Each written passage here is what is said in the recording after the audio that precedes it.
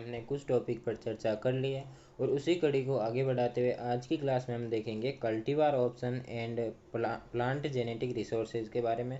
आज की क्लास में हम पढ़ने वाले हैं। टॉपिक काफ़ी इंपॉर्टेंट है, इसलिए क्लास के एंड तक जुड़े रहें और इस क्लास के साथ ही साथ आप नोट्स ज़रूर बना लें ताकि आपको बाद में पढ़ने में आसानी हो।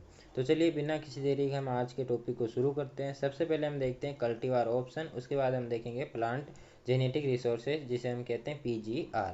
तो सबसे पहले कल्टीवार क्या होता है कि ऐसे पौधों की वेराइटियाँ होती है जिनमें कुछ विशेष गुण पाए जाते हैं, यानी कि जिनमें अलग जो दूसरी जो वेराइटियाँ होती है उससे कुछ विशेष अलग गुण जो पाए जाते हैं उसे हम क्या कहते हैं, कल्टीवार कहते हैं। कल्टीवार जो शब्द है वो कल्टीवेटेड वेराइटियों से लिया गया या इसी से ये बनना है। तो दोनों आप चीज़ें आपको याद होनी चाहिए कि कल्टीवार क्या होता है कि ऐसी वेराइटियाँ जो अन्य वेराइटियों से अलग हो, यानी उनमें कुछ विशेष गुण पाए जाते हैं, उन्हें हम कल्टीवार कहते हैं।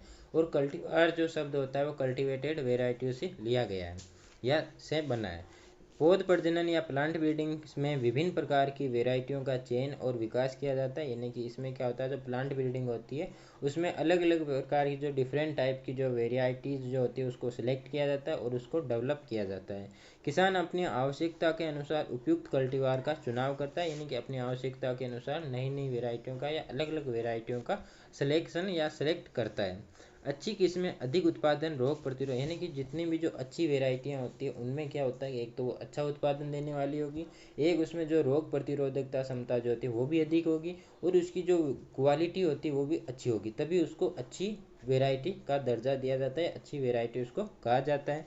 इसके बाद आता है टाइप्स ऑफ कल्टीवार ऑप्शन, यानी कि कल्टीवार विकल्पों के प्रकारों की यदि हम बात करें, जिसमें सबसे पहले आता है देसी वेराइटी या स्थानीय वेराइटी की बात करते हैं। इसमें क्या होता है कि ये एक पारंपरिक यानी ट्रेडिशनल वेराइटी होती है जो लंबे समय तक किसानों द्वारा उगाई जाती है, यानी कि आपने देखा होगा कि आप हमारे घर पर क्या होता है कि जो पिछले वर्ष जो बीज बोआ था उसमें जो अच्छे बीज थे उनको अलग कर लिया जाता है और इस वर्ष भी उसी बीज को वापस बोया जाता है। तो ये एक पारंपरिक वेराइटी होती है जिसको लंबे समय तक किसानों द्वारा बोया जाता है। इसकी इनकी आनुवंशिक विविधता जो होती है वो अधिक होती है और ये स्थानीय वातावरण के अच्छी तरह अनुकूलित होती है, यानी कि इनको हम एक ही वातावरण में बोते हैं तो जो स्थानीय इनका वातावरण होता है उसके लिए ये अच्छी तरीके से अनुकूलित होती है। इनकी उपज सामान्यतः कम होती है, जैसे कि देसी धान हो गया, देसी गेहूँ हो गया, ये इनकी क्या है कि जो उपज होती है, जो उत्पादन होता है, प्रोडक्शन जो होता है वो कम होता है जो अन्य हाइब्रिड जो वेराइटियाँ होती है उनकी तुलना में। फिर आता है pure line variety. Pure line variety क्या होता है कि इसमें सेल्फ पोलिनेटेड प्लांट पाए जाते हैं जो संतति से विकसित किए जाते हैं, यानी कि जो सेल्फ पोलिनेटेड जो क्रॉप होती है या जो प्लांट होते हैं उनसे इस वेराइटी को तैयार किया जाता है। इसमें सभी पौधे लगभग समान होते हैं, आनुवंशिक रूप से ये बहुत शुद्ध होते हैं, यानी कि सब जब स्वपरागण होगा तब उसमें क्या होता है, सभी पौधे जो होते हैं वो एक समान रहते हैं और उसकी जो आनुवंशिकी जो जेनेटिकली जो प्योर होते हैं, जेनेटिकली भी वो बहुत शुद्ध होते हैं। स्वपरागित फसलों में अधिक उपयोग होती है, जैसे कि चना हो गया, मटर हो गया, गेहूँ हो गया, ये सब किसके उदाहरण है, प्योर लाइन के उदाहरण। फिर आता है कंपोजिट वेराइटी यानी मिश्रित वेराइटी, जिसमें क्या होता है कई अच्छे जीनोटाइप को मिलाकर ये वेराइटी बनाई जाती है। इसमें अलग अलग प्रकार के जीनोटाइप्स का जो अच्छे जीनोटाइप्स होते हैं उनका यूज किया जाता है और उनके बाद उनको मिश्रित करके एक वेराइटी बनाई जाती है जिसे हम क्या कहते हैं, मिश्रित वेराइटी या मिश्रित किस्म हम इसको कहते हैं। इसमें आनुवंशिक विविधता बनी रहती है, ये बदलती परिस्थितियों में स्थिर उत्पादन देती है, यानी कि ये क्या है कि जब जो परिस्थितियाँ होती है, जो वातावरण होता है वो बदल भी जाता है इन्वायरमेंट, तब भी ये जो उत्पादन होती है वो स्थिर रूप से, यानी जितना उत्पादन देती है उतना ही देती है, चाहे वातावरण जो है उसमें किसी भी प्रकार का कोई परिवर्तन हो तब भी। खुले परागण वाली फसलों में उपयोगी होती है, जैसे कि मक्का में कंपोजिट वेराइटी जो होती है वो इसी का उदाहरण आती है। फिर आता है सिंथेटिक किस्म या सिंथेटिक वेराइटी क्या होती है कि अच्छे संयोजन क्षमता वाले पौधों को मिलाकर विकसित की जाती है। इसमें क्रॉस पोलिनेटेड क्रॉप का उपयोग किया जाता है और इसकी उपज जो होती है कंपोजिट वेराइटियों से अधिक होती है, जैसे कि बरसीम हो गया, मक्का हो गया। इनमें क्या होता है कि क्रॉस पोलिनेटेड होता है, यानी पर परागण इसमें पाया जाता है और इसकी जो उपज होती है वो कंपोजिट जो वेराइटियाँ होती हैं उनकी तुलना में अधिक होती है। फिर आता है हाइब्रिड वेराइटी, जो कि आपके वेरी इंपॉर्टेंट है। हाइब्रिड वेराइटी आपसे पूछी जा सकती है कि जो दो अनुवांशिक रूप से भिन्न माता पिता जो होते हैं उनमें आपस में क्रॉस करके जो बनाई जाती है उसे हम क्या कहते हैं, हाइब्रिड वेराइटी हम इसको कहते हैं। इसमें हेटेरोसिस पाया जाता है, इसकी जो उपज होती है वो बहुत अधिक होती है। हाइब्रिड वेराइटियों की जो उपज होती है वो बहुत अधिक होती है। किसान को हर वर्ष नया बीज खरीदना पड़ता है, लेकिन इसमें क्या होता है कि जो किसान होता है, जो फार्मर होता है, उसको हर वर्ष क्या है कि नया बीज नया हाइब्रिड सीड उसको खरीदना पड़ता है। इसके बाद आता है कि इसका एग्जाम्पल हो गया जैसे शंकर मक्का हो गया, शंकर धान हो गया, शंकर टमाटर हो गया, शंकर बाजरा हो गया, ये सब इसी के उदाहरण होते हैं किसके, हाइब्रिड वेराइटियों के। इसके बाद आती है इम्प्रूव्ड वेराइटी यानी उन्नत वेराइटियाँ। वैज्ञानिक विधियों से विकसित बेहतर वेराइटियों होती है जिन्हें हम इम्प्रूव्ड वेराइटी कहते हैं। इनमें अधिक उत्पादन क्षमता होती है, रोग और कीट प्रतिरोधक गुण भी इसमें पाए जाते हैं, जैसे कि SD 2967 होता है जो कि एक गेहूँ की वेराइटी होती है। फिर आता है ट्रांसजेनिक वेराइटी। ट्रांसजेनिक का नाम सुनते ही आपके दिमाग में आना चाहिए BT कॉटन, जो इसी का एग्जाम्पल होता है। इसमें क्या होता है कि किसी दूसरे जीव का जीन इसमें डाला जाता है और रोग प्रतिरोधकता या जो भी हम गुण इसमें लाना चाहते हैं या कोई भी इसमें विशेषता लाना चाहते हैं वो दूसरे जीव का जीन डालकर वो विशेषता या वो गुण इसमें लाया जाता है। जैव प्रौद्योगिकी द्वारा विकसित की जाती है। विशेष गुण जैसे कीट प्रतिरोध विकसित किया जाता है, जैसे कि जो BT कॉटन आता है उसमें जो कीट प्रतिरोधक क्षमता इसमें बढ़ाई गई थी। फिर आता है कल्टीवार सिलेक्शन क्राइटेरिया, यानी कि इसका क्या मापदंड होता है। तो सबसे पहला आता है अधिक उत्पादन, यानी कि जो भी वेराइटियाँ होती है वो अच्छा उत्पादन देने वाली होनी चाहिए, अधिक उपज दे, और उच्च उत्पादन किसानों को आय बढ़ाती है। फिर आता है रोग प्रतिरोध होना चाहिए, यानी कि जो वेराइटी होती है वो कीट रोगों के प्रति प्रतिरोध होनी चाहिए, जल्दी से वो रोगों से प्रभावित नहीं होनी चाहिए ताकि कम से कम नुकसान हो। कीट प्रतिरोध होनी चाहिए, यानी कि कीटों से सुरक्षा वाली वेराइटियाँ बेहतर होती है, उत्पादन हानि भी इसमें कम होती है। क्वालिटी अच्छी होनी चाहिए, जिसमें जो अनाज का आकार आ गया, उसका रंग आ गया, स्वाद होता है, ये सब इसमें महत्वपूर्ण होते हैं, इनकी क्वालिटी में ये सब देखा जाता है। प्रसंस्करण या प्रोसेसिंग और market value depend upon quality, यानी कि जो प्रसंस्करण और जो बाजार मूल्य है वो गुणवत्ता पर निर्भर करता है। इसके बाद आता है पकने की अवधि, यानी मेच्योरिटी ड्यूरेशन की बात करें तो इसमें क्या आता है, जल्दी पकने वाली वेराइटी अधिक लाभदायक होती है, क्योंकि यदि हम जल्दी पकने वाली वेराइटी का यूज़ करेंगे, उसकी खेती करेंगे, तो हम एक वर्ष में तीन फसलें या 3 प्रकार की खेती कर सकते हैं। लेकिन यदि हम देरी से पकने वाली वेराइटियों का चूज़ करते हैं तो हम एक वर्ष में केवल 2 फसलें ही ले सकते हैं। इसमें बहुफसली खेती संभव हो सकती है। फिर आता है अनुकूलन क्षमता, यानी कि किस्म को विभिन्न जलवायु में अच्छा प्रदर्शन करना आवश्यक होता है, भले वो सूखा हो, भले वो लवणीयता क्षेत्र हो, यानी कि सहनशील भी महत्वपूर्ण होना चाहिए। यानी कि फसल ऐसा नहीं है कि किसी विशेष क्षेत्र में वो वेराइटी काम करे, दूसरे क्षेत्र में ले जाते उसका जो उत्पादन जो होता है, जो प्रोडक्शन जो होता है वो अचानक कम हो जाए, ऐसा नहीं होना चाहिए। इसके बाद आता है कि मार्केट डिमांड, यानी कि उसकी जो मार्केट डिमांड होती है वो भी अच्छी होनी चाहिए। किसान बाजार की मांग के अनुसार वेराइटी चुनते हैं, अच्छी मांग वाली किस्म अधिक लाभ देती है।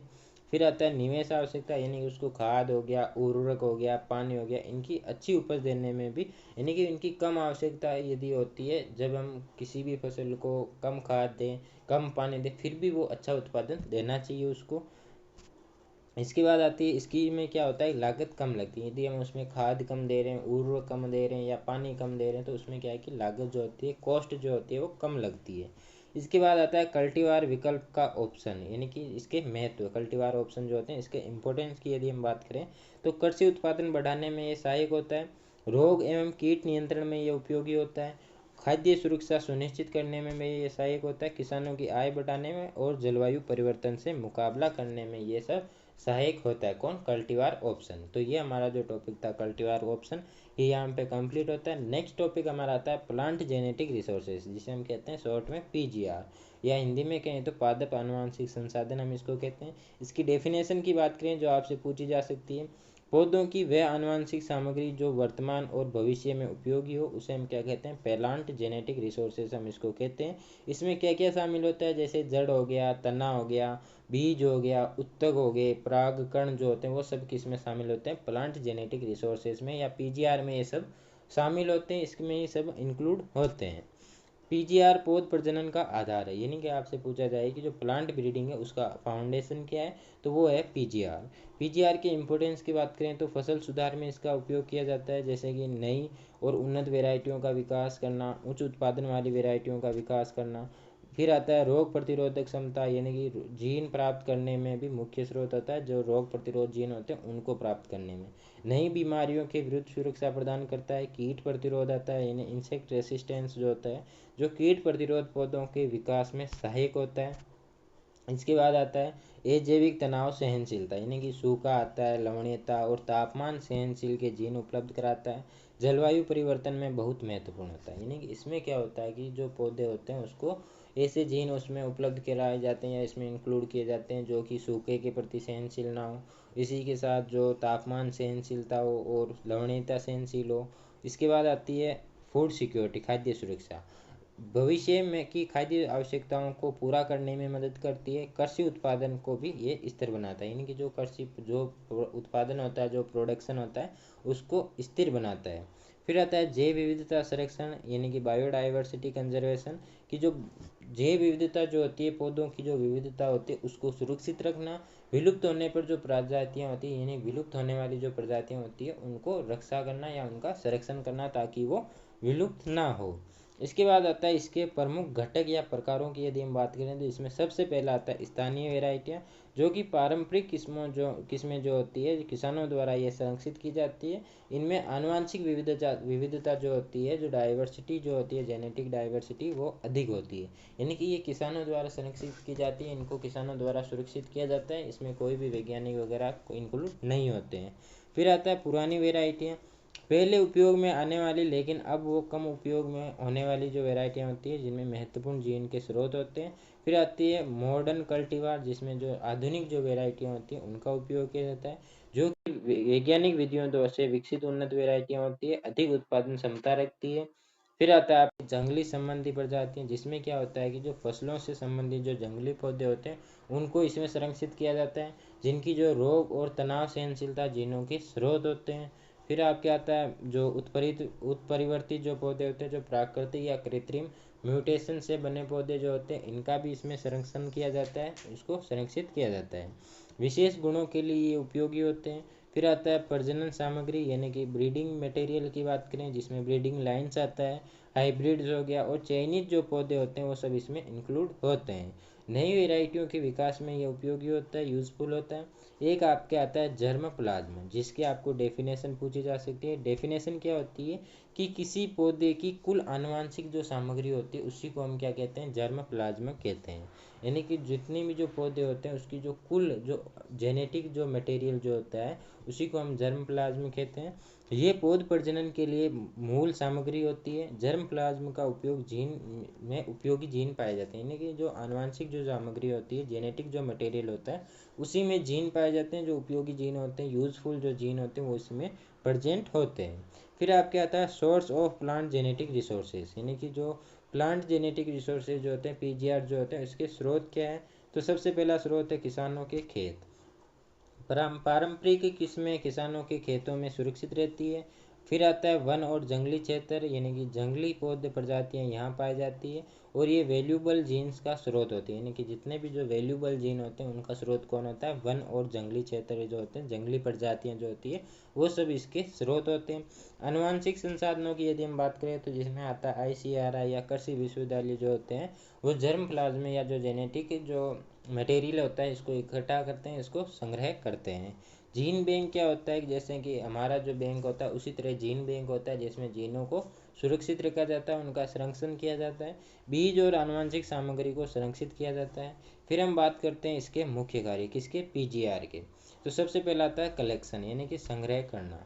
जितने भी जो क्षेत्र होते हैं उनसे जो जेनेटिक मटेरियल जो होता है जिसे हम जर्म प्लाज्म कहते हैं उसको संग्रहित किया जाता है, उसको एकत्रित किया जाता है, उसका कंजर्वेशन किया जाता है, यानी उसको संरक्षित किया जाता है। फिर उसका मूल्यांकन किया जाता है कि उसमें कौन कौन से अच्छे गुण पाए जाते हैं या गुणों की जांच की जाती है। फिर उसका अभिलेखीकरण किया जाता है, यानी कि उसका एक रिकॉर्ड तैयार किया जाता है, यानी कि उसमें एक लिखित रिकॉर्ड तैयार किया जाता है।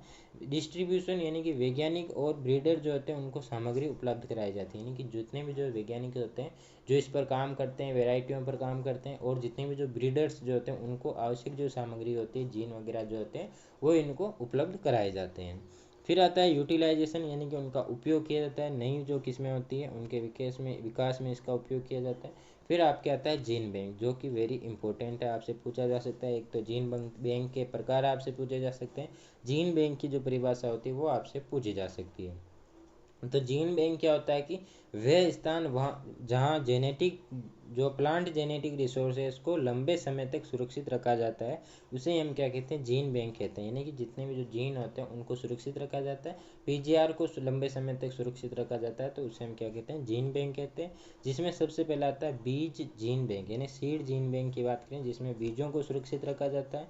सामान्यतः ये जीन बैंक होते हैं, सामान्य प्रकार के होते हैं। फिर आता है फील्ड जीन बैंक, यानी जिनको फील्ड में यानी कि खेत में जीवित अवस्था में संग्रहित किया जाता है, जैसे कि कोकोनट हो गया, मैंगो हो गया, बनाना हो गया, इन सब को क्या करते हैं कि खेत में जीवित अवस्था में इनको सुरक्षित रखते हैं। इन विट्रो जीन बैंक होता है जिसमें क्या होता है, उत्तक संवर्धन या टिश्यू कल्चर के द्वारा संरक्षण किया जाता है। कार्यो जीन बैंक क्या होता है कि जिसमें बहुत कम तापमान जो होता है -196 डिग्री सेल्सियस जो होता है टेम्परेचर पर इसको संरक्षित किया जाता है, जो कि लिक्विड नाइट्रोजन में उपयोग किया जाता है। यानी कि आपने इसका एक बेस्ट उदाहरण जो होता है कि जैसे आपने देखा होगा कि जो पशु होते हैं उनमें यदि हम गाय भैंस जो होते हैं उनमें यदि हम कृत्रिम गर्भाधान कराते हैं, आर्टिफिशियल इंसेमिनेशन कराते हैं, तो इसमें क्या होता है जो सीमन होता है वो किस में रखा जाता है, लिक्विड नाइट्रोजन में रखा जाता है, जिसका जो टेम्परेचर होता है वो -196 डिग्री सेल्सियस और उसका टेम्परेचर होता है, जिसमें जो सीमन होता है उसको सुरक्षित रखा जाता है। इसके बाद आता है कोर कलेक्शन। कोर कलेक्शन क्या होता है कि जर्म प्लाज्म कलेक्शन का एक छोटा लेकिन प्रतिनिधि भाग क्या कहलाता है, कोर कलेक्शन कहलाता है। इसमें अधिकतम आनुवंशिक विविधता सुरक्षित रहती है। फिर हम बात करते हैं कंजर्वेशन मेथड ऑफ पीजीआर, यानी कि इसकी जो पीजीआर होता है प्लांट जेनेटिक रिसोर्सेज होता है, इसकी कुछ विधियों की होती है जो आपसे पूछी जा सकती है। पहली विधि इसमें आती है in situ conservation. In situ का क्या मतलब होता है, जैसे पौधों को उनके प्राकृतिक स्थान में सुरक्षित रखना, जैसे कि जैसे राष्ट्रीय उद्यान हो गए, बायोस्फीयर रिजर्व जो होते हैं उनको वो हो गए, यानी कि इनको क्या होता है कि जो प्राकृतिक स्थान जो होता है पौधों का उन्हीं में उसको सुरक्षित रखा जाता है। इसके बाद आता है एक्स सीटू कंजर्वेशन। इसका क्या मतलब होता है, प्राकृतिक स्थान से बाहर इसको सुरक्षित किया जाता है, जैसे कि जीन बैंक हो गया, बोटनिकल गार्डन जो होते हैं उनमें इसको संरक्षित किया जाता है। लास्ट आपके आता है जो कि वेरी इंपॉर्टेंट, इसका पूरा नाम आपसे पूछ सकता है, ये कहाँ पे ये आपसे पूछ सकता है, NBPGR। इसका पूरा नाम होता है national bureau of plant genetic resources, और ये एक नई दिल्ली में यानी कि नई दिल्ली में ये उपस्थित है, वहाँ पे ये स्थित है। तो ये हमारा जो टॉपिक था कल्टीवार ऑप्शन और प्लांट जेनेटिक रिसोर्सेज, ये यहाँ पे कंप्लीट होता है। आई होप आपको अच्छे से समझ आ गया होगा। फिर भी यदि इस टॉपिक से रिलेटेड कुछ भी डाउट रहता है तो आप कमेंट करके ज़रूर बताएं, और यदि आपको क्लास अच्छी लगी हो तो क्लास को लाइक करके अपने साथियों के साथ शेयर ज़रूर करें, और चैनल को सब्सक्राइब करके बेल आइकन को प्रेस कर दें ताकि जब भी क्लास अपलोड हो तब आपके पास नोटिफिकेशन सबसे पहले आए। और यदि आपको पुराने पेपर, गेस्ट पेपर या इंपॉर्टेंट क्वेश्चन की PDF चाहिए तो उसके लिए आपको टेलीग्राम चैनल ज्वाइन करना होगा। टेलीग्राम चैनल की जो लिंक है वो डिस्क्रिप्शन में दी गई है, तो वहाँ से आप टेलीग्राम चैनल को ज़रूर ज्वाइन करें। जल्दी मिलेंगे हम नए टॉपिक के साथ नई क्लास में, तब तक के लिए धन्यवाद। जय जवान जय किसान साथियों।